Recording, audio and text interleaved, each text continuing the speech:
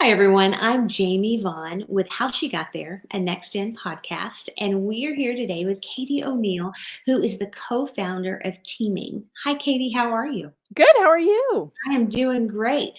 Now, so everyone knows Katie pitched at our September 2022 event for Founders Live.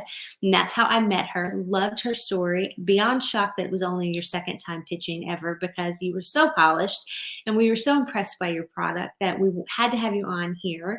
And so I start off every interview with asking, what did you think you were going to be when you grew up and where'd you grow up? Good question. The only thing I recall wanting to be is a lawyer, which is a little bit embarrassing to admit. My brother is actually a lawyer now, so that's kind of funny, which we would have never thought personality-wise that we would swap that way.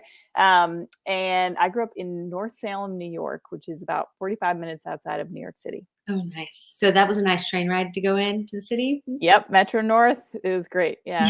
I would have loved to have been able to grow up that close to Broadway. It was a country town, really, but it was so close to the city, so you really got the benefit of being in a small town, and the hard things that go along with that, and being so close, we would, on the weekends or whatnot, we'd be able to go into New York. So it was really like two different worlds. Mm-hmm. Oh, nice. I love that. I love that small town feel versus having the ability. Now, both of us live in Nashville, so it's kind of like that. So, I live like 45 minutes outside of the city and, I have a small town feel, but then, every day I'm right back in the heart of it. So, yeah, totally get it's that. Broadway there too. Yes, absolutely. Not the same, but yeah. Okay, so tell me about your educational path. You said you wanted to be an attorney growing up. How did that take you through school, and where did you end up afterwards? Yeah, good question. So educational path was really kind of interesting, I think, looking back on it. As a child, I was diagnosed with ADD. I don't usually tell people that, but it was before they knew of the ADHD. So it was like still a new concept or new understanding of what it was. But it really affected my ability to read. So I struggled a lot. I kind of think that's part of being a founder is like learning to struggle. So if there's a kind of tie there, I started experiencing that early. And then I really went through the same public school throughout my high school, or elementary to high school. My brother's 3 years older than me, and my mom was very involved, in the classroom and all that. And when my brother started going through the college application process and getting into school, she realized that all the little girls that were in his class didn't end up going to the schools that she thought they would. They were so accomplished, so bright, but yet didn't outperform any of the boys, or didn't even get into the same level of school as the boys. So she, knowing that I've struggled a little bit more than he's very bright, struggled a little bit more. She went to the school and pulled the matriculation lists for the last 10 years of our school and noticed that it was a systematic thing, that boys were going to better colleges than girls, at least for the last 10 years. And so she pulled me out of there after my sophomore year and put me in private school. Thankfully, my parents had the resources to do that. And I went to an amazing school that was really understanding of my, kind of struggles when at a time when people just didn't understand or adapt to them, or the education system didn't really adapt to them. I think there's still issues with that today, but it was, particularly pronounced then. And then I went on to Providence College in Rhode Island. I got an undergrad in English. Again, I don't know, I still probably struggled to read and write, but I wanted to be really good at it. And so I joke that I have a degree in 18th century British literature, because that was the majority of the major. And then my senior year of college, I was coaching. I was big into sports growing up. And I coached a high school soccer team in the fall, a high school basketball team in the winter, and then a high school lacrosse team in the spring. And they offered me a teaching position, which was, it's kind of like student teaching. You get your master's and go teach. But then a company called Tech Target was on campus recruiting salespeople. And I had a roommate who was like, I think you'd really like this. It's with technology. It has to do with technology. So I think you'd like this. And I did. I loved working with computers, even though I was an English major. I loved social media was new then. And I loved that. And so, so I went and interviewed, and the rest is history. I started selling for a tech-based media company. And the rest is history. Nice. So how did that lead to you co-founding Teaming? Yeah, I think in some ways it's like all the things. One is like the role athletics played in my life is a big one. Learning how to coach on the athletic field, right, is a lot of the same skills as you learn in leadership and business. And then, as I kind of went through my career, I started in sales, and I was selling to marketers, and marketing was kind of going through this awakening of people really needed to learn technology to be a good marketer. The fundamentals are important, always have been important, always will be important for marketing. But I got into this window of time where people really didn't understand technology who were marketers. And so I thought, man, I could do that. So I worked I left Tech Target and I went to work for a small publisher who was actually a tech magazine, kind of like you. And I almost didn't go on the interview because their website was so bad that I thought, is this a real company? Like, I was afraid to go, young woman on an interview in a place I didn't know. But I did. And he said, look, if you can sell the ads in the magazine, you can do whatever you want on the website. Because he kind of didn't, he kind of was like, yeah, okay, maybe I will invest some into it. And that business was doing very well. But it was there that I kind of, for 4 years, I cut my teeth on continuing to hone my sales skills, and then figuring out how to publish online, figuring out how to create an ads platform that would work, figuring out a business model that didn't steal revenue from the printed pub into online. So pricing and packaging was huge and continues to be something that I love to do. And so, learning how to build websites was the beginning. And then I worked for two companies, same investor, kind of like same team, different jersey, if you will. And on both those companies, I learned a lot about marketing automation and email marketing, and becoming certified in things like Marketo and Pardot and that kind of thing. And then the second company with the same team was actually a marketing automation provider. So they were building a marketing automation tool. So there I got to be, I made every mistake I could possibly make in product marketing because I had never done that before. But they said, hey, you did good job at our last company, try product marketing. And I made a lot of mistakes, but I learned a lot. And thankfully there I had a CTO and a the founder of that company, who really taught me the foundational stuff about tech. I don't know how to write code still, but he taught me the logic behind how you build technology, and the types of decisions you need to make, and how you make those decisions, and how you analyze data to make effective decisions. And so that was really amazing. And then I got recruited by a Nashville-based company, actually from someone who I knew from my very first job selling at Tech Target. I was recruited in, and it's a company called LeanKit, which was an unbelievable place to work. And there is where I met my co-founders at Teaming. And that when that company sold, we thought, man, we really want to get the gang back together. We'd seen some opportunities of problems we could solve with our our last company, and so that's what led us to teaming. Okay, so tell everyone what teaming is. Yeah, good question. So teaming is a coaching platform for team leaders to build the habits of really healthy, high performing teams.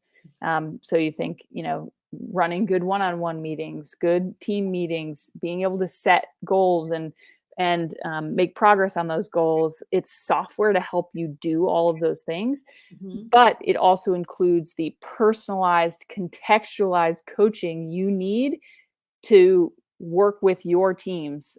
So, how does Jamie best learn how to learn a new skill, Mhm. or learn how to solve a problem, or how do we resolve a conflict together? Right? Those are all things that teaming helps you to know, and to remember in context of talking with you. Mhm. And then it's different coaching for someone else. And different coaching by team. So we do it as an aggregate team as well. Yeah. So, as an entrepreneur in this field, what does a day look like for you? I know every day's different, but what are those things that you have to get done if you're going to launch a company? Yeah, good question. So I would say it is ever changing. Literally, one week is not the same as the next. Mhm.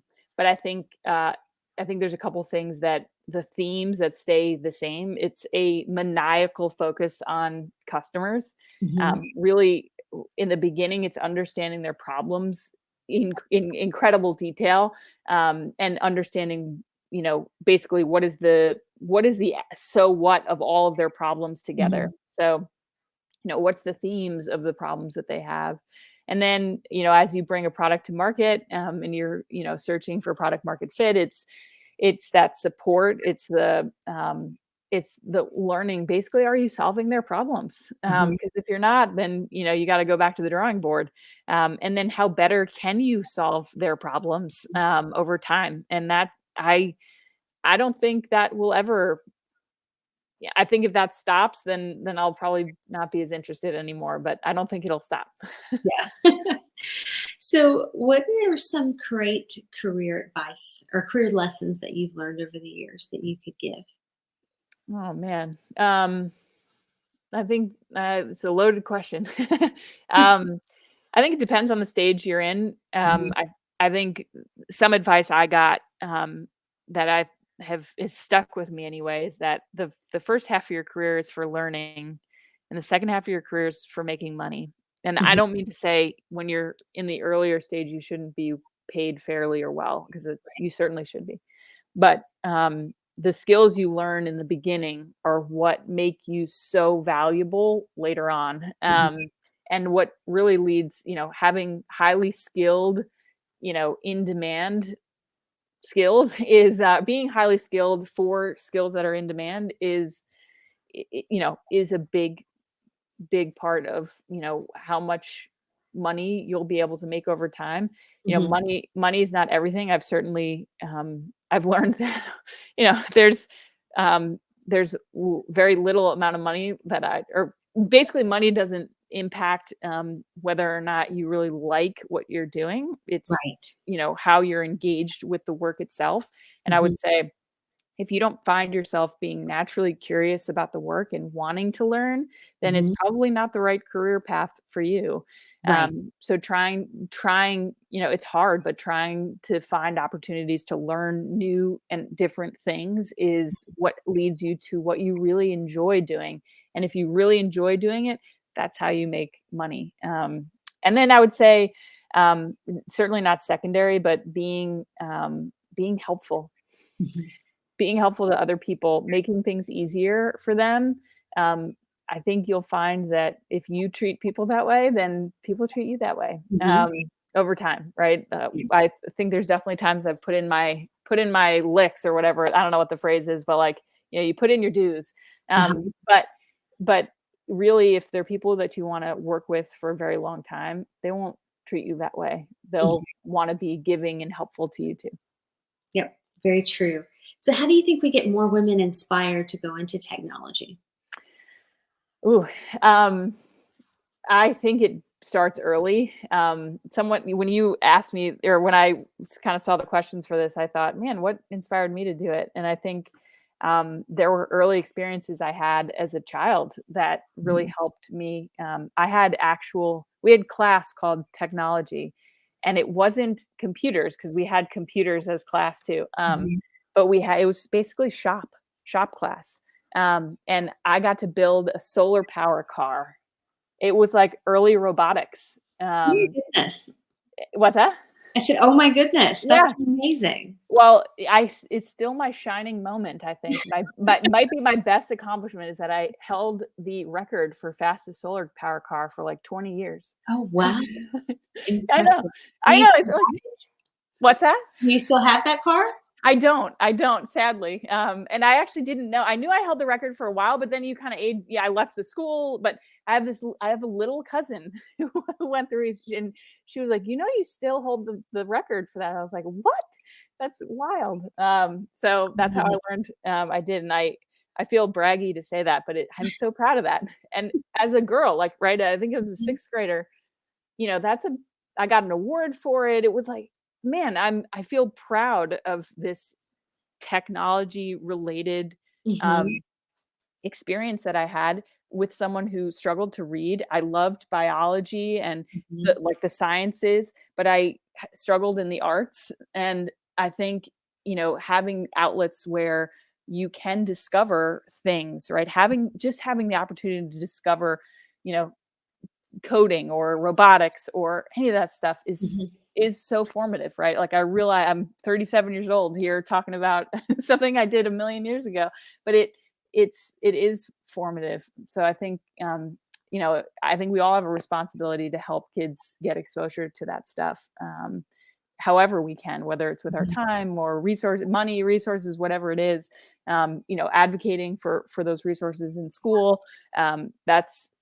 I think that's it for me. Yeah. So what inspires you?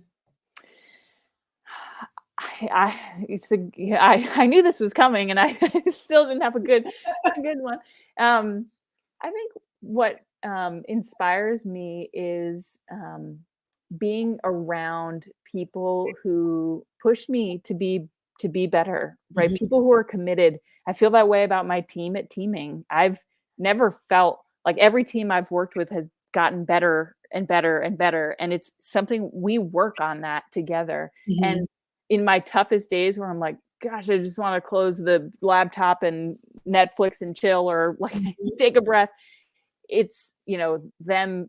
I know the level of effort and commitment that they put in, and Mhm. I want to be better because they are so Yeah. good. And so we would say, like, what inspires me is like my team and working with people that inspire me, but it is the people, right? It's their commitment, Mhm. what they bring to the table, how they think, because it's always different than me.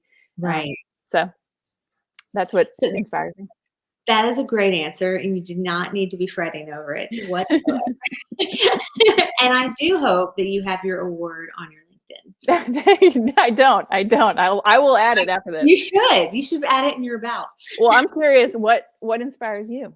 What inspired I am a little bit older than you, and so I remember not even having computers in school. Yeah. I remember the first day I went on the internet was my first day in college because we didn't Yes. have it. Yeah. But now in the position that I'm in, everything inspires me. I look around and find things that inspire me. I can find that in almost anything. But in this field, it is watching women who literally will go, okay, you say I can't do it. Well, I'm going to show you. And I want the job. And they raise their hand and they ask for it. And they ask for the opportunity to do it. I love that. And that's something that on almost every single one of these interviews that we've done, these women have said that. And it just blows my mind. So I tell the girls that I work with all the time, and most of them are in their 20s, it's like, make sure you sit at the table. So when That's we're it. having a meeting in the conference room, you are at the table. You are raising your hand first. You're speaking up first. Because I think that sometimes we can because by nature, I think we're just a little bit quieter, that we tend to, if we put our head down and work, we're not always seen. And it isn't by choice. I just think it just happens that way. So I always want them to be cognizant of it early, because I wish I had had a mentor saying that to me then. So now watching these young women that I work with do that really inspires me, that I know, like, we're on the right track. We're going to get more women in this field and see them just explode. That's yeah, man, such a good point. Yeah, I think maybe this is like a little TMI, but being helpful, right, Mhm. is a double-edged sword for women sometimes. Yeah. And I think it's important.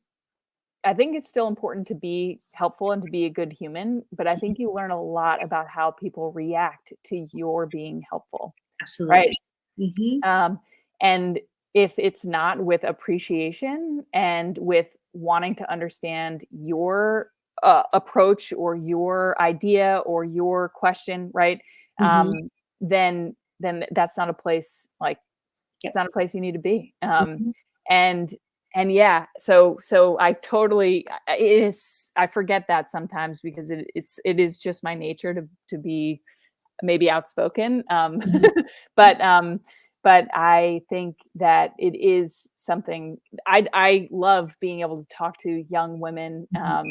about that, and like just showing like, hey, this is what is possible in this situation. What you're getting back is not what you deserve in this, in what is possible, with asking for a raise, or Mhm. being paid fairly, or just being a meaningful contributing part of the team. You shouldn't feel marginalized, or like your opinion doesn't matter. I think that's also true for young men, like anyone young on teams, right, have so much value to add Mhm. to what you're doing, but or what a team does. But so often senior leaders will kind of be like, well, you need to put in your dues, or Mhm. you need to do the work and not the ideas or the whatever. And that's I think that's BS.